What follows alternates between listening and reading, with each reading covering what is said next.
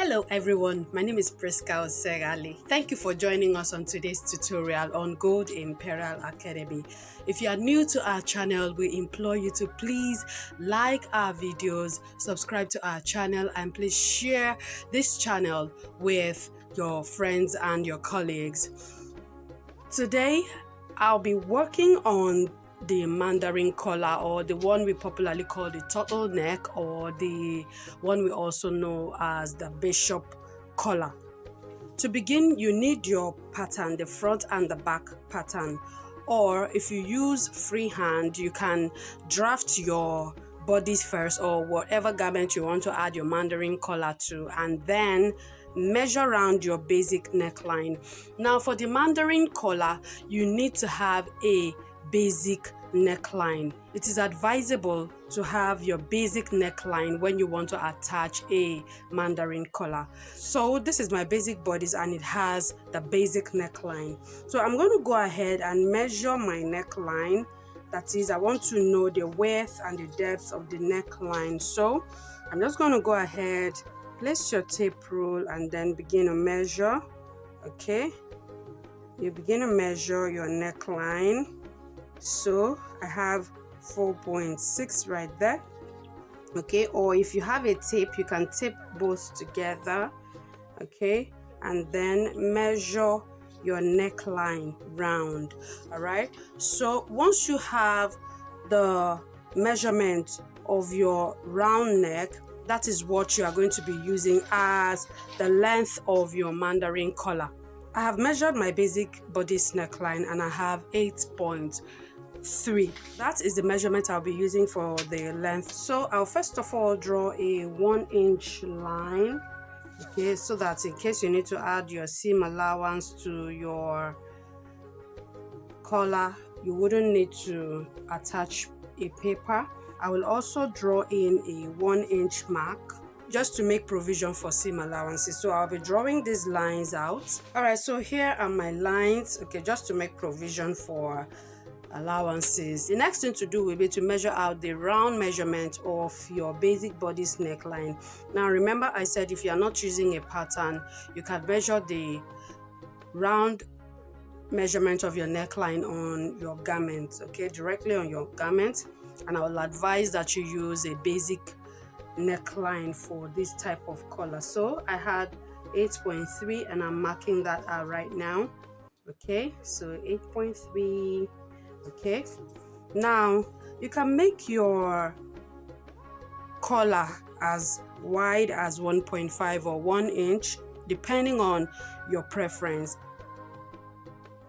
So I'm connecting in a straight line, and then I'm also connecting the 8.3 that I took at the base of my collar to the one I took above. I'm just confirming the measurements.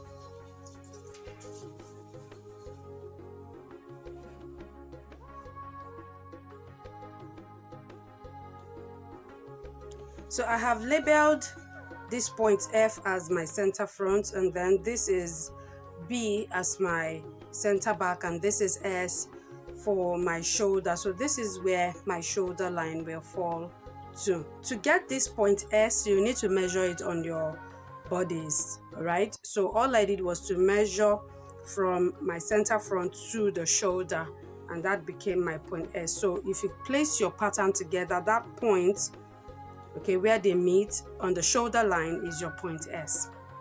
So moving ahead, I will go up by 0.5 now. So just place your tape rule and then measure 0.5. all right, now from this point X, I will connect to point, let me call this point D.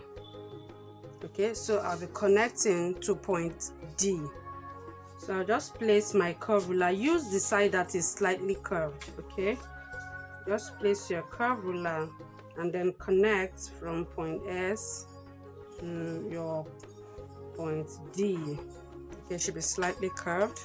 All right, so my collar is gradually taking shape. Next, we'll be making a 0.5 mark from our center front inwards.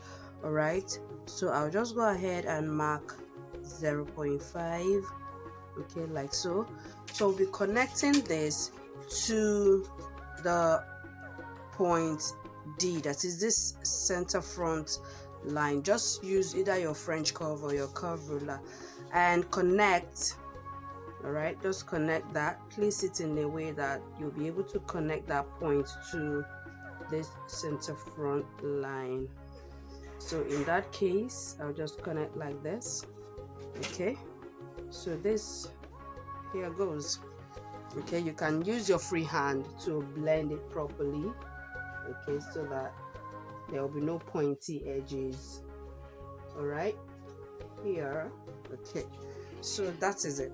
So now you can add your seam allowances if you want to, or you can just cut this out like so. So you add your cutting instructions. This will be cut 2. I need to cut 2 because one will be the main fabric while the other one will be the facing. Okay, so I'll add the cutting instructions and then also add your grain line. For this, I'll be cutting it on the straight grain line. Okay, since the center front has a curved edge right here, so that means that this cannot be cut on fold on this point, rather I'll be cutting on fold on the center back. So you indicate that on the center back it has to be cut on fold. Okay, so this is your collar, is ready. So you can go ahead and cut this and then attach it to your garment. So you need to follow all the cutting instructions that you have added. So you can put your 0.5 seam allowance, all right, 0.5 seam allowance as well, 0.5 here as well to join it. Okay, so you're done with your collar. You can now go ahead and cut on fabric and then attach it to your garment. You may decide that you do not want your Mandarin collar to have a curved edge on the center front. In that case, just measure in your 0.5 from the center front line and then slant to point D. Okay, just slant it to point D like so. Okay, so that's it. You can do this or you can place in a curve.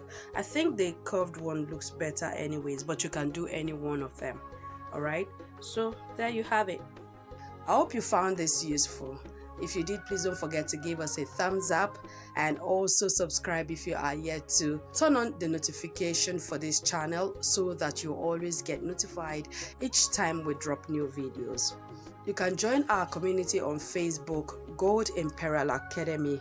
We'll be looking forward to seeing how this came out when you tried it. Please, if you did, don't forget to tag us. We are on Instagram as JGold Imperial and we are also on Facebook as JGold Imperial.